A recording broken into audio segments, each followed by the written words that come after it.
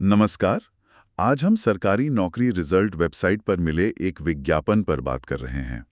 ये है विज्ञापन संख्या 18/2025 electronics corporation of India limited यानी ECIL का। जी। ये एक सरकारी PSU है और वो क्या कर रहे हैं कि भारत भर में 1600 से ज़्यादा तकनीकी पदों के लिए सीधे वॉक इन इंटरव्यू कर रहे हैं। हाँ, और ये पद भी काफी अलग-अलग हैं। मतलब प्रोजेक्ट इंजीनियर है, टेक्निकल ऑफिसर है, फिर असिस्टेंट प्रोजेक्ट इंजीनियर और ITI वालों के लिए सीनियर और जूनियर आर्टिसन भी। अच्छा।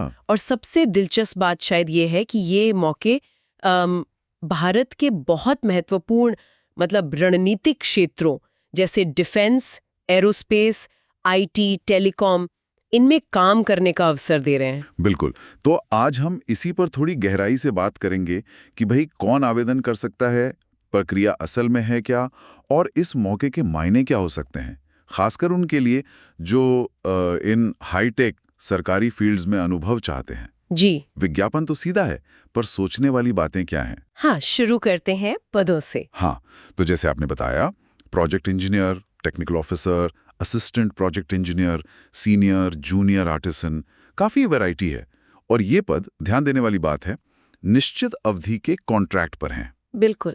और पोस्टिंग भी बड़े शहरों में है, हैदराबाद, दिल्ली, मुंबई, चेन्नई, बेंगलुरु, कोलकाता। तो ये भर्ती जो है ये असल में इंजीनियरिंग डिग्री मतलब BTech वालों के लिए, डिप्लोमा वालों के लिए और ITI वालों के लिए सबके लिए कुछ ना कुछ मौके ला रही है। सही। और जैसा मैंने कहा, नेशनल लेवल के प्रोजेक्ट्स पर काम करने का अनुभव मिलेगा, खासकर डिफेंस और एरोस्पेस में। ये करियर के लिए आप जानते हैं काफी वजनदार हो सकता है। हाँ, वो तो है। अच्छा, योग्यता और आयु सीमा वो भी दी हुई है। जैसे प्रोजेक्ट इंजीनियर के लिए BTech और 3 साल का अनुभव चाहिए और उम्र 33 साल अधिकतम। जी। और टेक्निकल ऑफिसर के लिए BTech के साथ 1 साल का अनुभव और उम्र 30 साल से ज्यादा नहीं। 55,000 रुपए प्रति माह तक जा रही है। अनुभव के साथ बढ़ेगी शायद। हाँ, बिल्कुल रेंज दी हुई है। और देखा जाए तो ये सैलरी रेंज इस तरह की कॉन्ट्रैक्ट वाली टेक्निकल नौकरियों के लिए, वो भी सरकारी कंपनी में, काफी अच्छी है। लेकिन मुझे लगता है सबसे ध्यान खींचने वाली बात चयन प्रक्रिया है। क्या है उसमें खास? कोई लिखित परीक्षा नहीं है। अरे वाह, कोई रिटन टेस्ट नहीं? जी हाँ, चयन पूरी तरह से आपकी योग्यता मतलब क्वालिफिकेशन, जिसका वेटेज 20 से 30% है, आपका अनुभव जिसका वेटेज 30% है और पर्सनल इंटरव्यू जिसका वेटेज सबसे ज्यादा 50% है, उस पर आधारित होगा। अच्छा, तो मतलब इंटरव्यू और अनुभव ही सब कुछ है।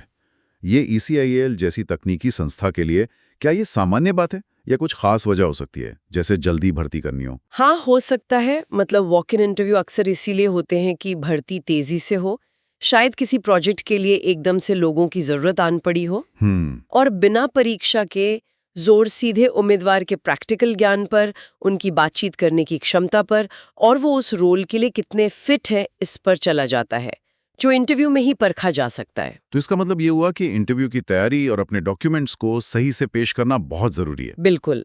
सारे ओरिजिनल डॉक्यूमेंट्स, रेज्यूमे, सब कुछ तैयार रखना होगा। और तैयारी के लिए वक्त भी कम है क्योंकि इंटरव्यू की तारीखें तो बस आ ही गई हैं।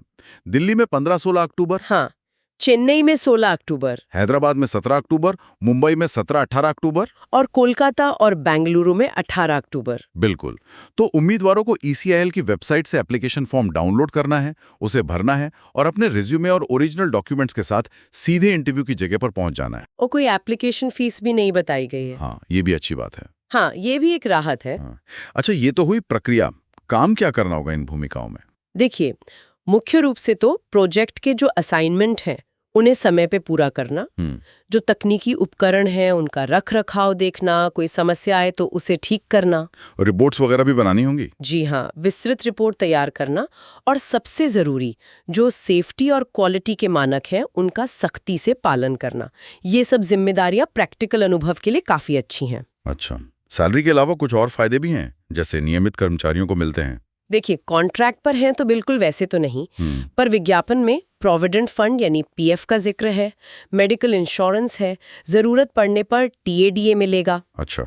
सवैतनिक अवकाश यानी पेड लीव भी है। हाँ। और एक और चीज है, 6 महीने की सर्विस पूरी होने पर 8,400 रुपए का एक मुश्त ड्रेस अलाउंस भी मिलेगा।